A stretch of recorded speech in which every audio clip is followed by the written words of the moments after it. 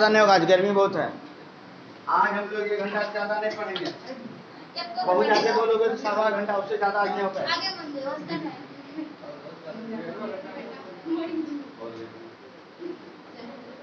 आगे में यो ठीक है मैं यो चले मैं यो देखिए, इसके पहले हुआ था मेंडल का प्रयोग का एक संकर क्रॉस। हाँ। आज हम लोग क्या पढ़ेंगे? द्विसंकर। लेकिन उसके पूर्व एक दो बातें जल्दी से लिख लेते हैं, तब द्विसंकर क्रॉस में जाएंगे। मेंडल ने जो एक संकर प्रयोग किया ना, कि पीढ़ी में कैसे कैसे लक्षण जा रहा है, हाँ प्रयोग कर लिया। हाँ, F1 पीढ़ी में सब लंबा था। हाँ था। F2 पीढ़ी में जाकर के अनुपातिक रूप से देखें तो 3 लंबा और 1 चौड़ा। हाँ आया। हाँ तो मेंडल ने क्यों प्रयोग किया? की हमरा घर हम 3 गो बौना जन 2 गो लंबा जन। हाँ अच्छा की करबो, भगवान के माया छै, जे देलकै ओकरा पाया छै। मेंडल ने क्या आखिर साबित किया इस प्रयोग से, यही तो समझना है। मेंडल ने एक संकर क्रॉस करके वो अपना रिसर्च किया, बहुत बार किया, 7 वर्षों तक किया कि नहीं। तब एक नियम दिया, क्या दिया उसके बारे में ही पढ़ना, वही नियम तो जानना है। मेंडल ने आखिर एक संकर क्रॉस करके कौन सा नियम दिया, ठीक बात। तब द्विसंकर में जाएंगे, तो पहले हेडिंग लगा लीजिए। सब लोग हेडिंग लगा लो तो पहले जल्दी से जबरदस्त। एक संकर के आधार पर हेडिंग लगाना, एक संकर के आधार पर, उधर दिखाई दे रहा है ना, देखो तो मोबाइल में इतना तक है क्या? एक संकर के आधार पर मेंडल के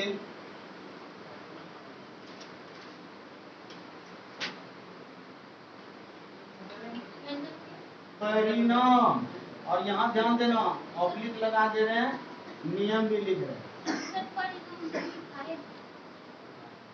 अभी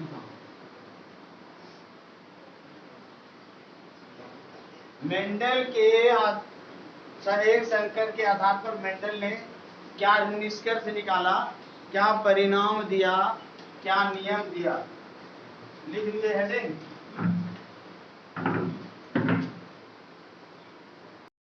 नीचे नंबर वाइज लिखना है। पहला लिखिएगा युग्मित कारकों का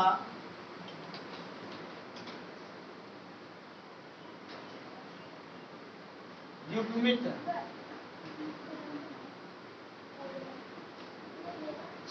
कारकों का युग्मित कारकों का अनुकरण। दीदी जी लिखो ना पर अनुकरण।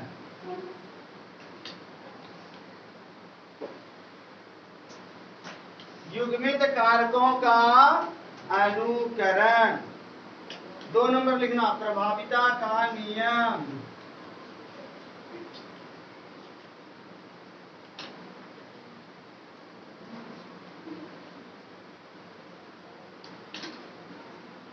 और 3 नंबर में लिखना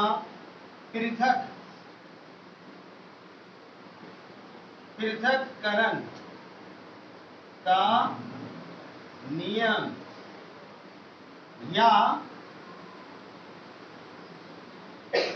विसंयोजन का नियम। ये इतना बात मेंडल साहब ने पहला नियम एक संकर के आधार पर जो क्रॉस कराया उसके आधार पर बताया। ये 3 बात, युग्मित कारकों का अनुकरण, प्रभाविता का नियम और पृथक्करण का नियम। ठीक है, क्या लग रहा है मेंडल ने कितने नियम दिए? 3 नियम है कि नहीं? 3 को नियम दिख रहा कहीं? कौन कौन नियम है? प्रभाविता का नियम और पृथक्करण का नियम। ये नियम नहीं है, ये उनका एक तरह का विचार है, उनका मानना है, लेकिन उन्होंने मूल रूप से नियम कितने दिए? कौन कौन? प्रश्न पूछा जाएगा ऑब्जेक्टिव में कि मेंडल ने एक संकरण के आधार पर कौन कौन से नियम दिए? बोलना है पृथक्करण का नियम और प्रभाविता का नियम। याद रखिएगा, ठीक बात। अब इसके बारे में डिटेल करना है। हेडिंग लगा लो पहला, एक नंबर हेडिंग कर लीजिए। हम बोल के लिखाते हैं, फटाफट से लिखना।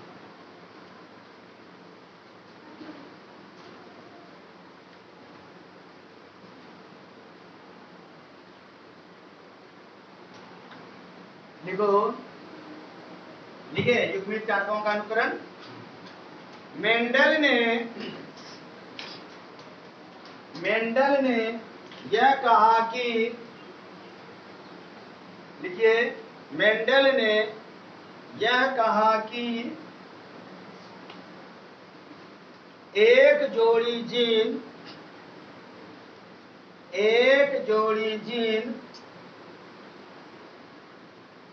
एकल लक्षण को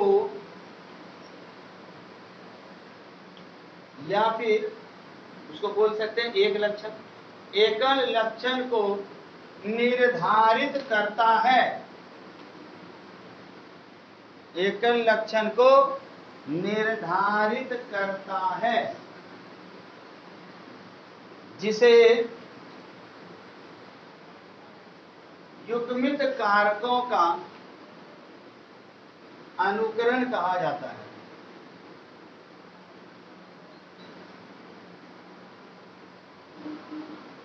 युग्मित कारकों का अनुकरण कहा जाता है।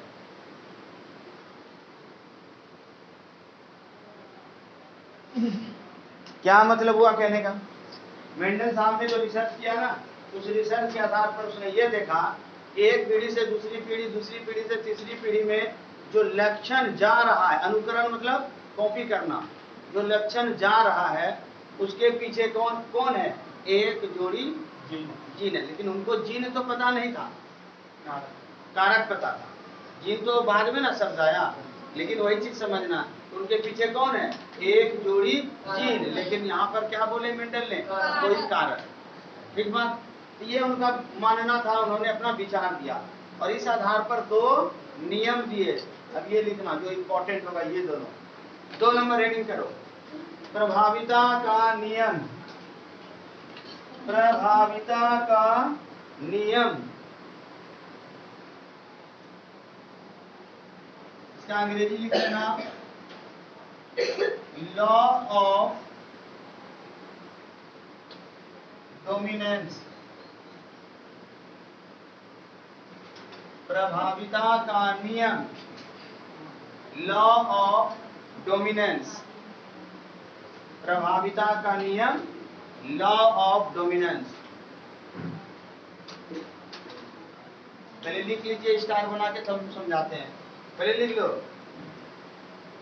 ये नियम सिर्फ वीवीआई, पहला पॉइंट वीवीआई, स्टार बना के लिखिए। ये नियम सिर्फ F1 पीढ़ी पर, ये नियम सिर्फ F1 पीढ़ी पर लागू होता है।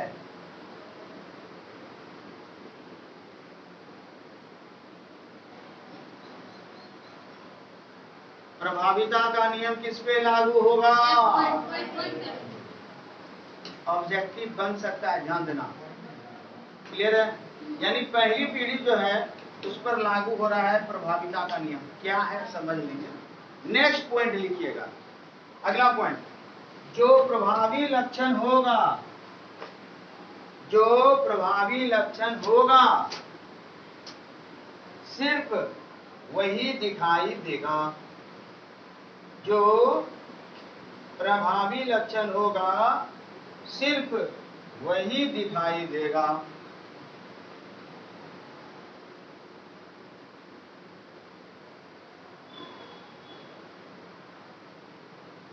लिख लिए? जरा याद करो तो नेक्स्ट पीछे वाला जो क्लास में क्या बताए थे, जो क्रॉस कराया था डबल टी इसको क्रॉस कराया स्मॉल टी। अब ध्यान देना, जब इसको क्रॉस कराया तो F1 पीढ़ी निकला। क्या निकला था? एक बड़ी टी और एक छोटी टी। ये कौन सा पीढ़ी है? F1 निकला था कि नहीं निकला था? अब इस पीढ़ी में जो पौधा था, ये पहले बताओ, बड़ा टी कौन है? लंबा। और ये कौन था? ये जनक है बेचारा। लेकिन इस दोनों से जो संतति प्राप्त हुआ है यहाँ लंबा हुआ कि बौना हुआ? सब के सब लंबे थे कि नहीं? F1 पीढ़ी में जितना हुआ सब लंबा हुआ, यानी इसमें कौन प्रभावी हो गया? बड़ी टी।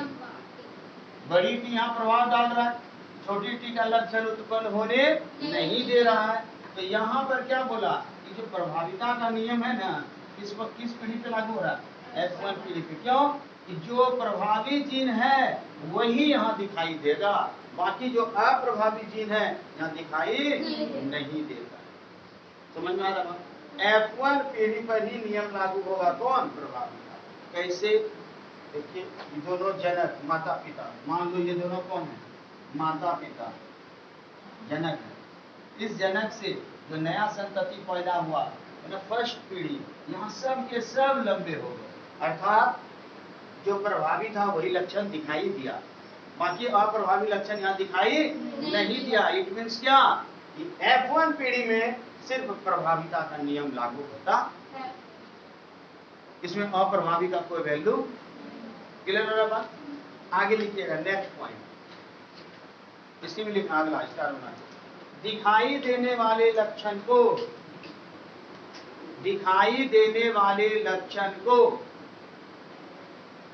प्रभावी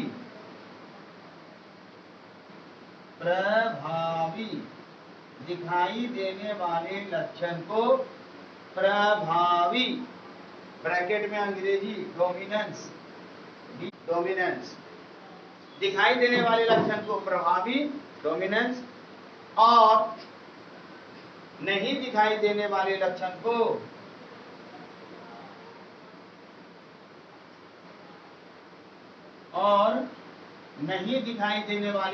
को अप्रभावी रिसेसिव, RECESSIV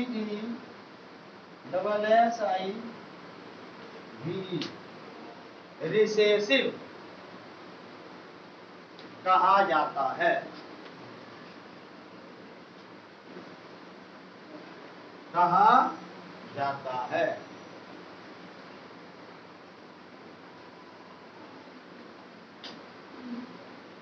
इसको लिखिए, ये ग्राफ है। हाँ, सभी पौधे लंबे हुए। इसको लिख लेते ना जल्दी से, खटा बना पास ये भाई मैं ना हो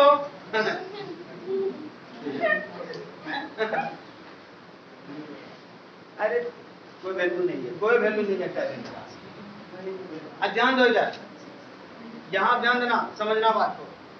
प्रभाविता का नियम कौन से पीढ़ी पे लागू हो रहा है? कोई दिक्कत? जो प्रभावी है वो यहाँ दिखाई दे रहा, कोई दिक्कत? हम नहीं बोल रहे हैं, कौन बता रहा है? ये सब मेंडल साहब बता रहे हैं। लेकिन किंतु परंतु प्यारे जंतु, ध्यान दो, मेंडल साहब के इस नियम में एक अपवाद भी शामिल हो गया। अपवाद मतलब जो आप कह रहे हैं वो वैसा है नहीं। कौन सा अपवाद है? एक वैज्ञानिक था, याद आया? बोले थे वो कहानी में कोरेंस करे, कार्ल कोरेंस। कौन सा वैज्ञानिक था? कार्ल कोरेंस आते हैं और एक प्रयोग करते हैं। इन्हीं क्या प्रयोग करते हैं? पर यहाँ बाउन लिखा है, बाउनान होगा, को तो सिर्फ बोल कर ले। अच्छा टैलेंटेड है, ओके ओके ओके ओके। हम रात को बोल के ओके, हम बोले बाहर ओके, यहाँ गंदा मत करके, ओके का मन को बाहर ओके। अब बोलेगा ओके तो यहाँ ओके। उल्टी को क्या बोलता है बच्चा? जब उल्टी करता है क्या बोलता है? तो बच्चा ओकी बोलता है। हम बोला ओके यहाँ है बाहर। ध्यान दो। तो यहाँ पर जब यह एक्सपेरिमेंट हुआ, कार्ल कोरेंस ने जब किया एक पेड़ पर, एक पौधे पर, तो उनको F1 पीढ़ी में ये वाला बात दिखाई नहीं दिया, यानी प्रभावी वाला बात दिखाई नहीं दिया। पर क्या दिखाई दिया? कुछ अलग, तीसरा चीज क्या दिखा? अब बाद में पढ़ेंगे। विधि आई, लिखिएगा हेडिंग, हेडिंग लगा लीजिए अपवाद। ऐसे लिख दो, लिखो प्रभाविता के नियम का अपवाद। हम इसको ना हटा देते हैं, है ना? प्रभाविता के पूरे हटा देते, नियम के अपवाद।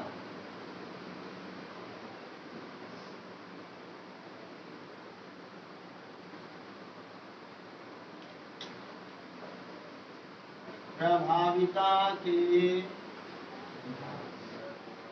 नियम के अपवाद। क्या था अपवाद और किन्होंने दिया था? तो नीचे लिखिए, स्टार बना के लिखेंगे। यहाँ पर लिखिएगा कार्ल कोरेंस। कौन वैज्ञानिक?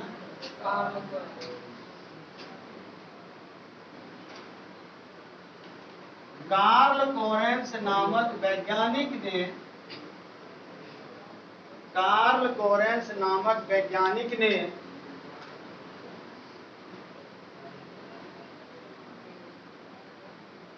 लिखे।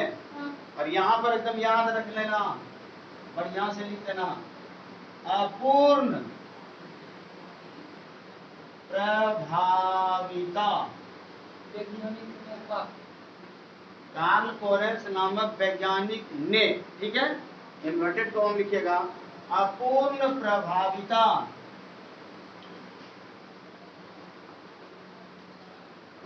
को दिखाया, अपूर्ण प्रभाविता को दिखाया, या बताया या समझाया या प्रदर्शित। आपसे प्रश्न आएगा, अपूर्ण प्रभाविता को किसने बताया था? याद रख लेना। या फिर टिप्पणी आ जाए लिखने के लिए, शॉर्ट क्वेश्चन, निम्नलिखित पे टिप्पणी लिखें और लिख देगा अपूर्ण प्रभाविता। तो जो भी लिखेंगे इसके बारे में लिखना है क्या है। तो सबसे पहला बात तो ऑब्जेक्टिव हो गया कि अपूर्ण प्रभाविता को किसने बताया? कार्ल कोरेंस ने बताया। मेंडल साहब ने प्रभाविता का नियम दिया और उसी का अपवाद के रूप में क्या नियम आ गया? अपूर्ण प्रभाविता। अब क्या था अपूर्ण प्रभाविता? नेक्स्ट पॉइंट स्टार बनाइए। अब लिखिए, इन्होंने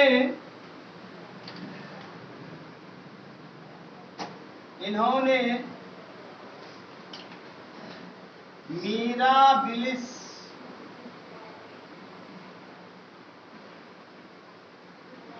जलाप्पा, इन्होंने मिराबिलिस जलाप्पा, इसी को बोलते हैं पापा और ओ क्लॉथ, चरबजिया फूल, गाँव जहाँ पे बोलता है चरबजिया, 10 बजिया।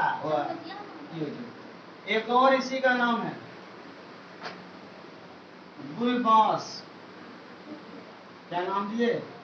गुलबास। तो याद रखिएगा, मिराबिलिस जलाप्पा, 4 बजे गुलबास में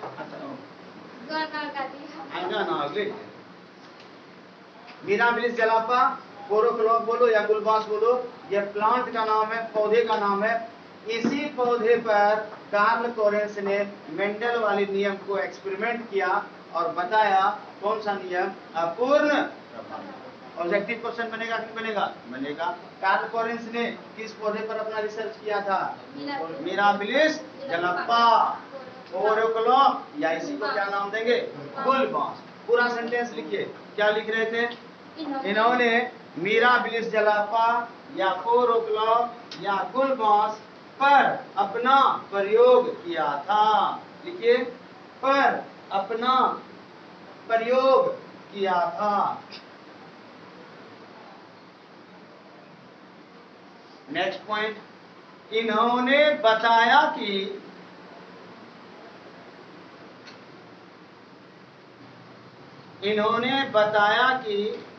कभी कभी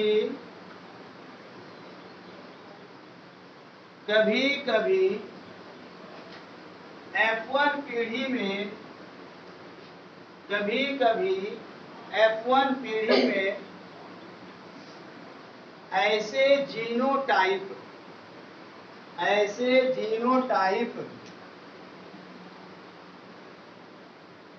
आ जाते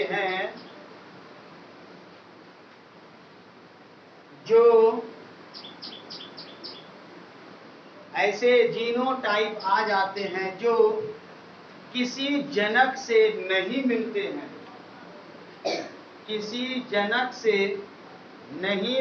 हैं,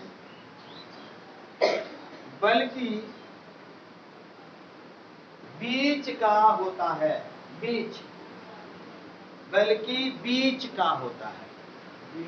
बीज नहीं, बीच मध्य। बीच मतलब मध्य, बीच का होता है। बात समझ रहे? बात बुझे हो? बुझिए नहीं, देखिए ना क्या बोला कार्ल कोरेंस ने कि पप्पा पे प्रयोग, जलप्पा यानी मिराबिलिस जलप्पा पे प्रयोग करके बताया कि कभी कभी ऐसा होता है ना साहब, ना तो मम्मी से मैच करता है बुतरू, और ना तो पप्पा से मैच करता है बुतरू, वो बीच में निकल के बताता है बुतरू, यानी तीसरी हो जाता है। जैसे मेंडल साहब ने क्या बोला, जो प्रभावी है वो F1 में दिखाई दिया, यानी सबके सब लंबा हुआ। बोलो हाँ, बोले हाँ, नहीं बचेगी, बच जाएगी, चिंता मत करो, मैं बहुत ख्याल करो मेरी जिंदगी। हाँ हाँ हाँ, कम से कम यहाँ तक बचो ना, हमको बहुत खाने से मतलब। और जनमरी जी हमरा तोरो लोग के वहाँ मातम मारो है ना, सौदू को भोज की कोई बात नहीं है। अभी हम क्या बोले, ध्यान से सुन लो, समझ लो, एकदम दिमाग में सेट, इसको खाली याद रखना ढंग से। किसी ने देखो जोर जोर से बोलने से ना याद होता है। बताइएगा, कार्ल कोरेंस ने कौन सा नियम दिया?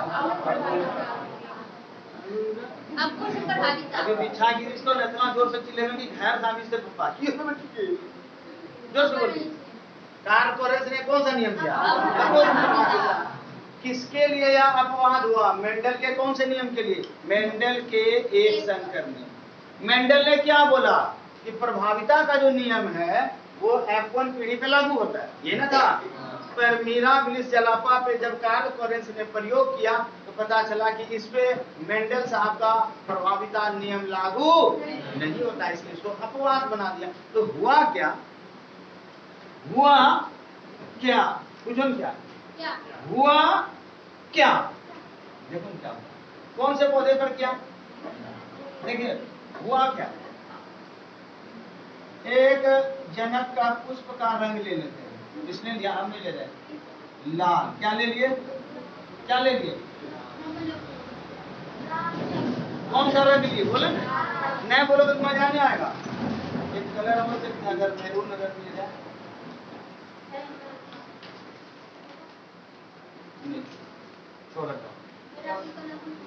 एक कलर ले लिए लाल, और इसको हम बड़ी अक्षर किससे दिखा दिए? कैसा कलर है भाई? एक और कलर मान लो हम ले लिए सफेद, ग्रीन से दिखा रहे हैं, पर मान लो क्या ले लिए? सफेद। कौन लिया था? हम लिए थे क्या? नहीं। कौन लिया था? कौन से पौधे का?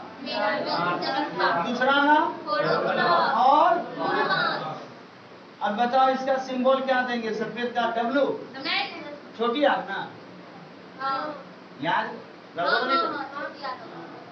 जब इससे क्रॉस कराया गया ना, क्या कराया गया? क्रॉस। तो भाई साहब जरा सोच के बताइएगा, इससे जो F1 पीढ़ी प्राप्त हुआ, जितने भी आए सभी के सभी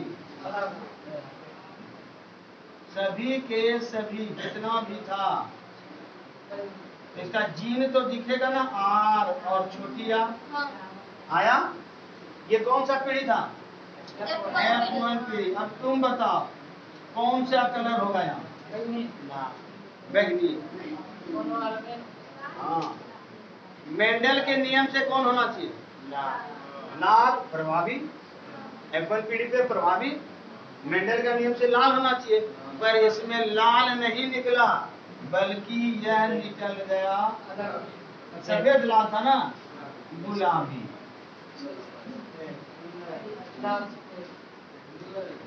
अब जरा सोच के बताओ, ये जो गुलाबी आया संतति, न तो पप्पा के तरह न तो मम्मी के तरह, बीच का नहीं हो गया, एक चम्मच गुलाबी एक चम्मच सफेद।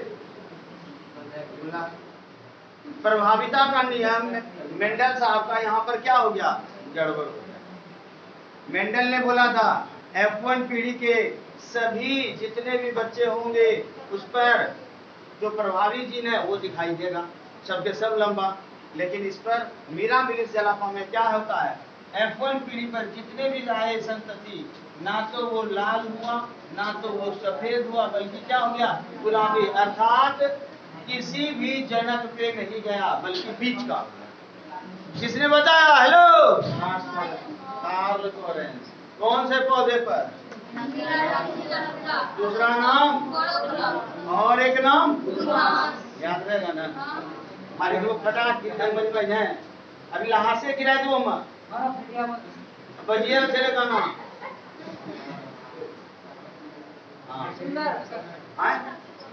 फाड़ी में यही मार दो, इनका लहाज गिरा दो रे।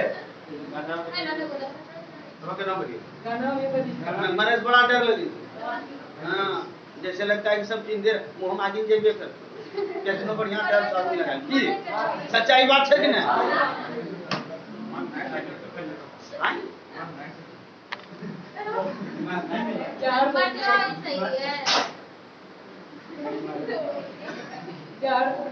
और बढ़ क्या लगे किताब तो समझी के लिए हाथ थरथरावा लगे, बुढ़ापा छा गया।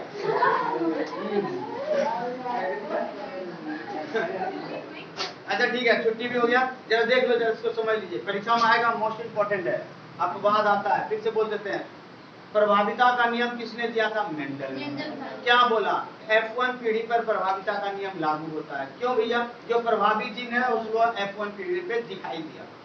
लेकिन कार्ल लोरेंस किस पौधे पर? मिराबिलिस जलापा पे जब एक्सपेरिमेंट किया तो इन्होंने देखा कि F1 पीढ़ी में ना तो प्रभावी ना तो अप्रभावी, दोनों में कोई नहीं दिखा, बल्कि तीसरा ही आ गया।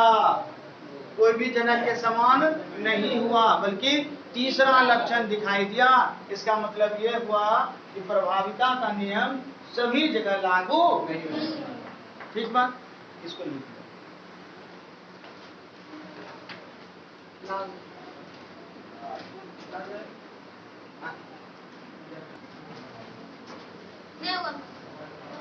बंद नहीं किया है। तीसरा नंबर लगा लो। कौन सा? इसको मिटा देना।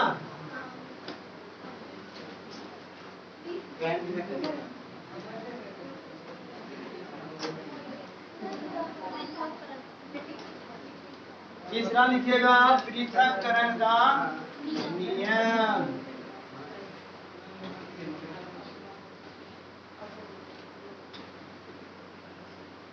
इंग्लिश भी लिख लेना है इसका।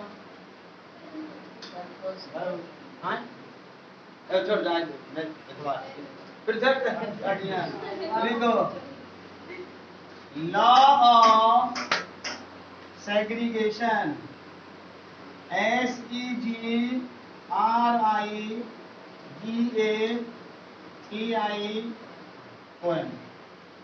लॉ ऑफ सेग्रीगेशन ये हम लोग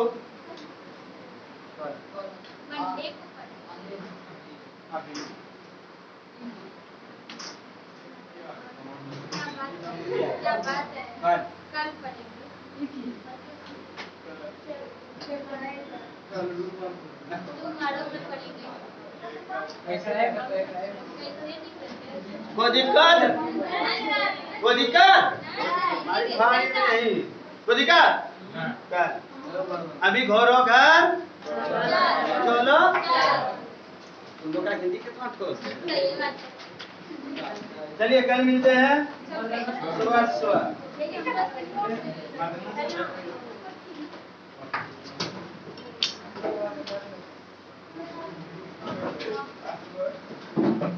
अरे